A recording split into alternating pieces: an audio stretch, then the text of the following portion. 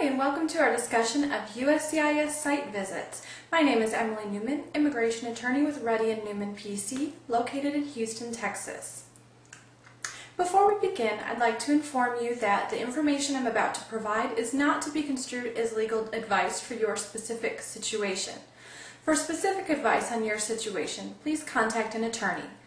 This information should not be construed as legal advice and does not constitute an engagement with Ruddy & Newman PC or establish an attorney-client relationship. To get started, I want to first let you know what FDNS is and how it came about. FDNS stands for Fraud Detection and National Security. This is an office within USCIS that was basically created in order to seek out fraud in the H-1B visa program. It consists of about 650 immigration officers, intelligence specialists, and analysts. In addition, USCIS has contracted with various private investigation firms, and oftentimes it is these private investigators that are the ones conducting the site visit with various employers who employ H-1B workers. The budget for this program is derived from the $500 fraud fee which is paid by employers every time a new H-1B petition is filed. It's important to note this fraud fee is also paid by employers filing L1 petitions for the initial petition, and it is expected in the near future that this program will soon be expanded to the L1 visa program. Last year, approximately 5,000 site visits were conducted by FDNS.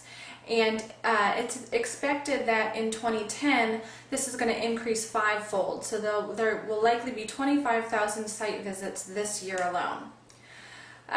To give you a little bit of background as to why this program came about, in September 2008, the USCIS conducted an H-1B benefit fraud and compliance assessment. In that study, they took a random sample of about 250 cases that were filed in 2005 and 2006.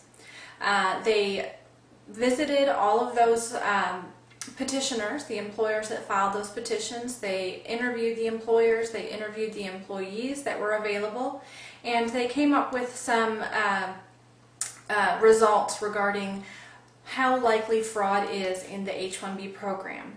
And they were alarmed to discover that approximately 21% of those cases that were filed were either had fraud involved or technical violations. So when you extrapolate that number out to the overall number of H-1B petitions filed, it's close to 20,000 petitions that likely have some type of violation. So because of that, the site visit program began in order to try to cut down on the amount of fraud. Some of the types of violations that were found during this initial assessment in 2008 were where the job location where the employee is actually working was not listed on the I-129 or the LCA when the application is filed. So that's a situation where, for example, the petition is filed and a year or two later the job location changes and no LCA was updated in that situation. It's questionable whether this would be considered fraud or misrepresentation. The regulations do allow for changes in job location as long as you obtain the proper LCA and pay the prevailing wage. However, I think in these particular cases it rose to a much higher level than simply just a location change that happens later on down the line. Another type of violation was where the prevailing wage was not paid to the worker. There were several instances of fraudulent or forged documents.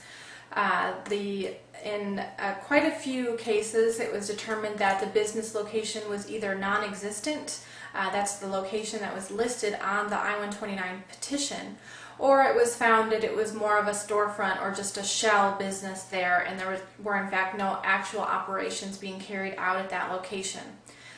Many of the violations included jobs where the position described in the petition was nothing like the work that was actually being carried out by the H-1B worker.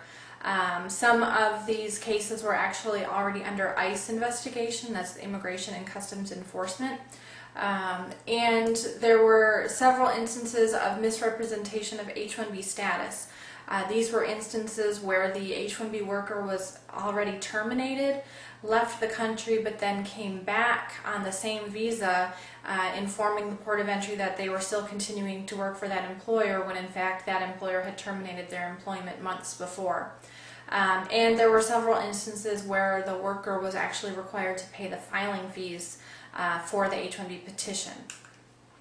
So based on this assessment, they were able to come up with several indicators or factors that they determined these are more likelihood of fraud being involved. And so they found that employers with less than 25 employees were more likely to have some sort of violation. Also, firms with gross income of less than $10 million were also found to be more likely to have a violation or be fraudulent. Also, if the employer has not been in existence as long, especially less than 10 years, this is a likely indicator of possible fraud. And there were certain occupations also that were likely to be fraudulent, and those were mostly in accounting, human resources, business analyst positions, sales, and advertising. Finally, they did find that there was a higher percentage of fraud or violations in the bachelor's quota versus the graduate degree quota. That's not to say that people with a graduate degree are less likely to commit fraud. It just happened that that's how their numbers came out. So based on these indicators, USCIS seems to be using these indicators in new adjudications to determine whether fraud is likely and whether they should refer that application to FDNS for a potential site visit or other investigation. So I want to give you some information about what happens during a site visit and what you can expect.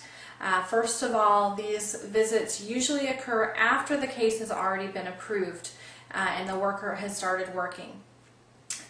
They are usually unannounced, where an investigator will simply show up at the company location without calling beforehand, because they want to basically catch you off guard. Sometimes it will be more than one investigator as well that show up. It's usually at your place of business, but if you listed on your petition that the employee would be working at a client location or a location other than your headquarters, it's definitely possible that the investigators will show up at that second location as well. We have seen some instances where they actually don't physically come to your premises, but they will set up a phone call or even email the president of the company, whatever email address was listed on the forms, and ask for a list of documents just to confirm the validity of a certain application that was filed. It seems that most of these are randomly selected, but as I said, if those fraud indicators are present, it may be possible that during the adjudication, the officer might actually pass this application on to the FDNS unit to do some additional investigations.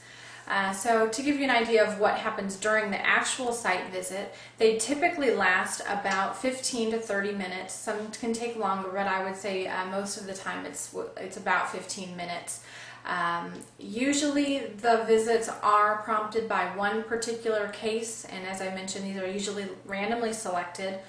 They are the whole purpose of this program is again to detect fraud, so they tend to cast the net very wide and just randomly select cases across the board and hope that they catch somebody who's doing things improperly. So at this time I will stop at this moment, and we will pick up again in the next download.